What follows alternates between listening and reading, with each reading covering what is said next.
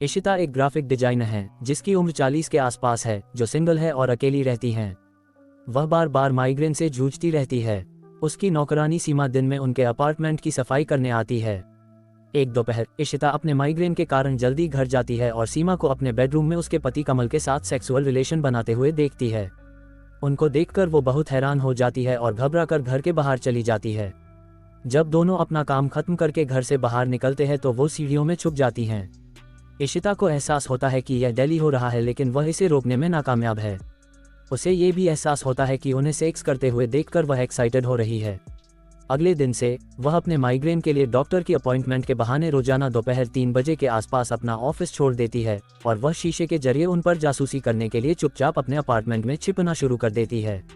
एक दिन सीमा ने इशिता को अंदर आते देख लिया। वो थोड़ा घबराती है पर उसे नज़रअंदाज करती है।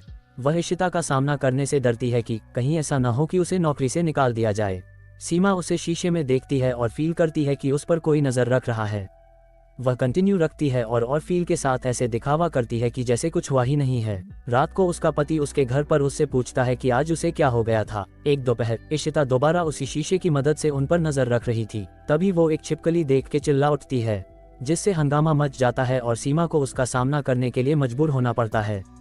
दोनों एक दूसरे पर आरोप लगाते हैं और सीमा को नौकरी से निकाल दिया जाता है। सीमा दूसरी नौकरी पाने के लिए स्ट्रगल कर रही है और दूसरी ओर इशिता को दूसरी नौकरानी नहीं मिल रही है क्योंकि उनके झगड़े की अफवाहें फैल गई हैं। रात में जब सब सो जाते हैं तो सीमा की बेटी अपने लवर से मिलने जाती है। तभी सीमा उसे उसके साथ सेल्फी और बातचीत करते हुए पकड़ लेती है। वो उस पर चिल्लाती है और उसे पीटती है। कमल पहले तो देर रात सबके सामने उसकी बेटी की इस छोटी सी बात के लिए उस पर चिल्लाने और पीटने के लिए सीमा से नाराज हो जाता है। नाराजगी बाद में इस लड़ाई में बदल जाती है कि सीमा को पता होता है कि इशिता उनको चुपके देखा करती थी और ये बात उसने कमल से छुपाई। उसने ऐसा जानबूझकर किया होता है क्योंकि इशिता का उनको देखना सीमा को और मजा देता था, जिसकी वजह से कमल उसे गली में ही सबके सामने किस करता है और सीमा भी उसका साथ देती है। कुछ हफ्ते बाद इशिता और सीमा सब्जी की रेडी पर सामान खरीदते समय एक दूसरे से टकरा जाती हैं। वे दूसरे का हालचाल पूछते हैं। इशिता कन्फेस करती है कि वो उन्हें चुपके देखा करती थी, जिसमें सीमा भी बोलती है कि उसे ये बात पता थी। इशिता के पूछने पर कि कभी उसने उसे टोका क्यों नहीं, सीमा जवाब देती है कि क्योंकि उसे मजा आता था। तभी सीमा पूछती है कि क्या वह काम पर वापस आ सकती है।